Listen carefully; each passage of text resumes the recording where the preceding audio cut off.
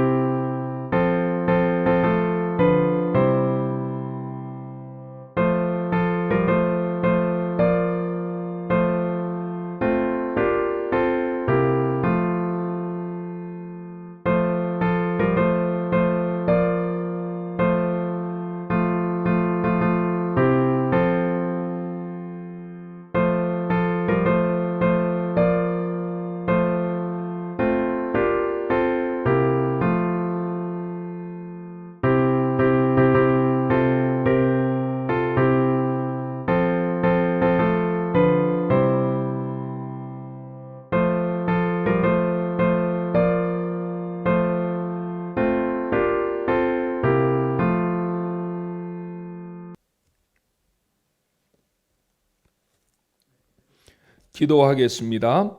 사랑과 은혜가 풍성하신 아버지 하나님, 이 새벽에 저희들을 귀한 하나님의 전으로 불러주셔서 하루의 시작을 말씀과 기도로 시작하게 해주셔서 감사합니다.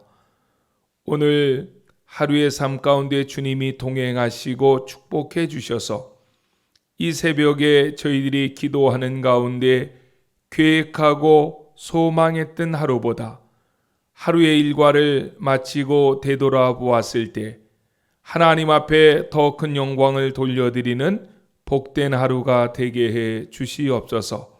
또 교육자들이 교단 교육자 수련회로 출타하는 가운데 있습니다. 본 교단의 지교회들과 또 지교회들을 담임하고 있는 모든 목회자들을 하나님의 오른손으로 붙잡아 주시고 교회들이 이 마지막 때에 놀라운 은혜 가운데 부흥의 역사를 일으킴으로 하나님의 나라가 든든하게 세워지는 은혜가 있게 해 주시옵소서.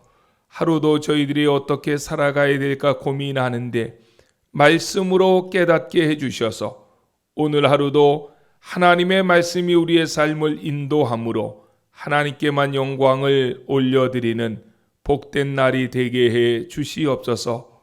예수님의 이름으로 간절히 기도드렸습니다. 아멘. 하나님의 말씀을 같이 보겠습니다. 하나님의 말씀은 마태복음 28장 16절로 20절의 말씀입니다.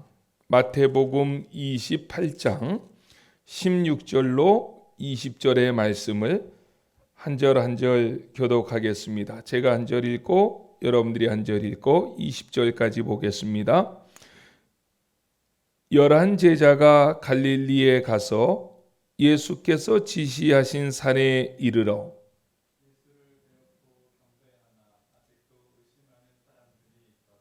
예수께서 나와 말씀하여 이르시되 하늘과 땅의 모든 권세를 내게 주셨으니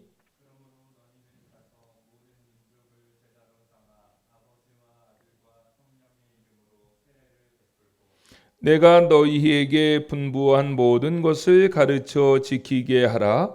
볼지어다 내가 세상 끝날까지 너희와 항상 함께 있으리라 하시니라. 아멘. 지난 5월부터 새벽마다 들었던 마태복음의 내용이 오늘로서 막을 내립니다.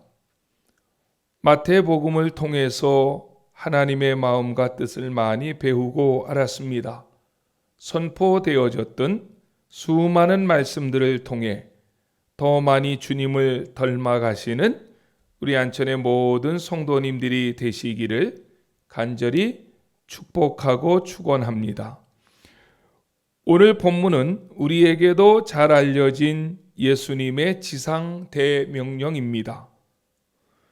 본문 18절로 20절에 보면 한국 성경에는 4가지의 동사가 나옵니다. 가라, 제자를 삼으라, 세례를 베풀라, 가르쳐 지키게 하라입니다. 그런데 헬라어 원문을 보면 이 4개의 동사 중에서 하나만 명령형 동사이고 나머지 3개는 그것을 꾸며주는 분사형으로 되어 있습니다. 그 명령형 주동사가 무엇입니까? 그것은 바로 제자 삼으라는 것입니다. Make disciples, 즉 제자를 만들라는 명령입니다. 이 말은 교회가 이 땅에 존재하는 가장 큰 목적은 제자를 만들어내는 것, 제자를 길러내는 것입니다. 그것은 주님의 지상 대명령이고 주님이 원하시는 것입니다. 만약에 어느 교회에서든지 어떤 이유를 막론하고 제자가 만들어지지 않는다면 그 교회는 그 존재의 목적을 수행하고 있지 못한 것입니다. 우리 안천교회는 교인들의 숫자만 많아지는 교회가 아니라 날마다 제자가 만들어지는 제자를 길러내는 건강한 교회가 되기를 소원합니다. 본문에서는 주님은 제자를 만드는 세 가지 방법을 말씀해 주셨습니다. 첫째로 가라는 것입니다. 가서 제자를 삼아야 한다는 것입니다. 세상 사람들이 내가 예수님의 제자가 되고 싶습니다 하고 교회로 발걸음을 스스로 옮기는 사람은 아무도 없을 것입니다. 먼저 제자된 사람들이 그들을 향해서 나가야 합니다. 하나님의 나라는 떠나는 데서부터, 가는 데서부터 출발을 합니다. 그래서 믿음의 조상 아브라함을 하나님께서 부르실 때에는 먼저 너의 본토 친척 아비의 집을 떠나라고 말씀하셨습니다.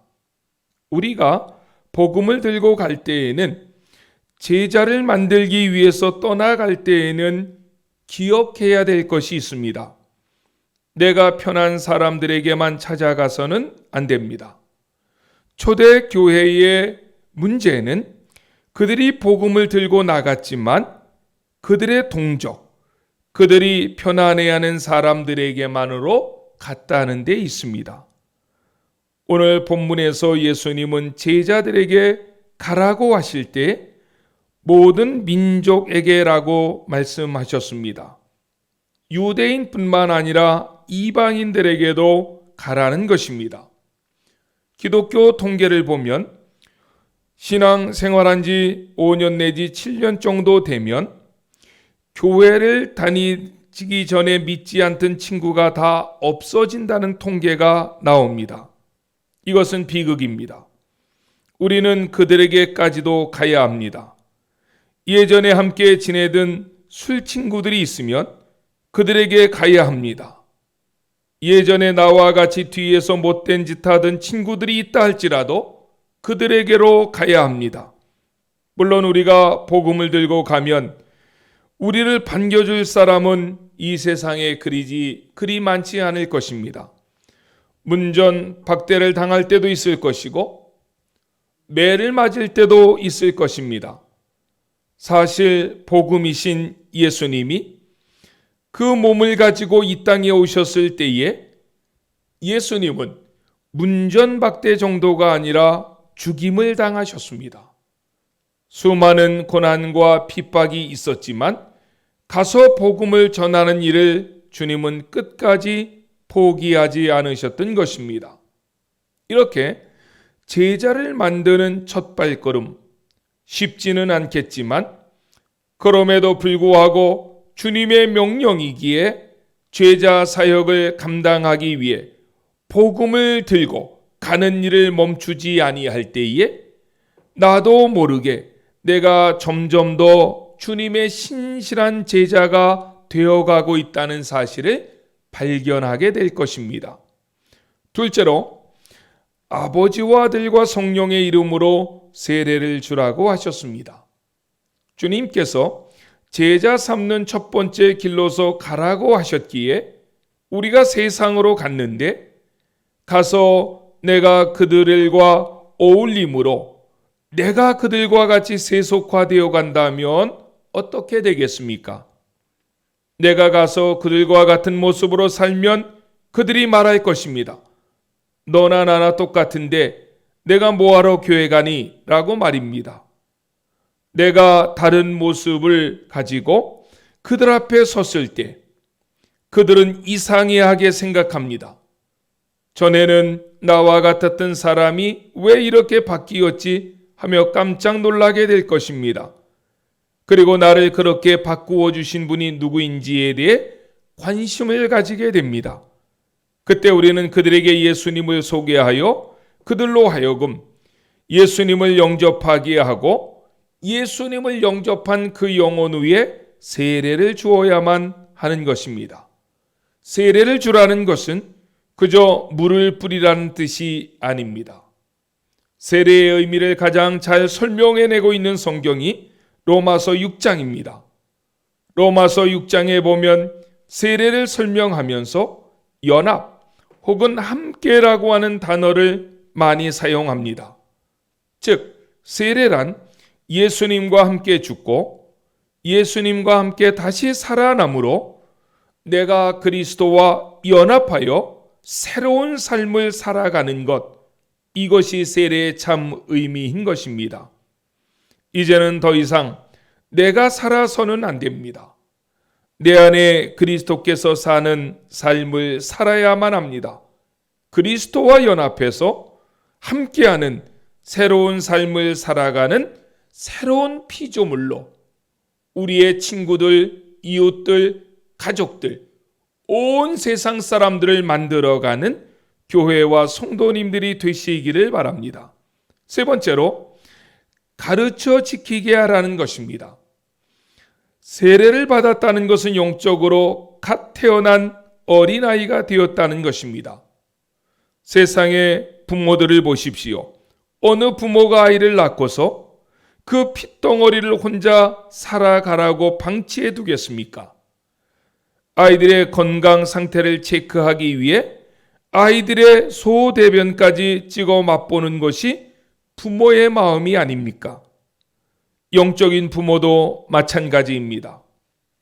세례를 받아서 갓 태어난 영적인 자녀들을 그대로 방치해 두는 것이 아니라 그들에게 하나님의 말씀으로 영의 양식을 삼아서 부지런히 가르쳐야만 합니다. 가르치는 것은 절반의 사역입니다. 그 가르친 말씀을 제자들이 지킬 수 있도록 기다리고 기대하면서 또 하나님의 지혜를 구하면서 그들을 주님의 온전한 제자로 세워가야만 하는 것입니다. 이 명령을 우리는 예수님께서 주신 지상 대명령, The Great Commission이라고 합니다. 본문은 제자 삼는 자에게 주시는 복에 관하여서 말씀하면서 마태복음을 마무리하고 있습니다. 그 복은 임마누엘의 복입니다. 우리가 제자 삼는 일을 포기하지 않는 한 세상 끝날까지 하나님은 임마누엘로 우리 가운데 계실 것입니다. 그러므로 제자 삼는 사역을 할 때에는 나 혼자가 아니라는 이 사실을 꼭 기억해야만 합니다. 임마누엘은 마태복음의 핵심 주제입니다.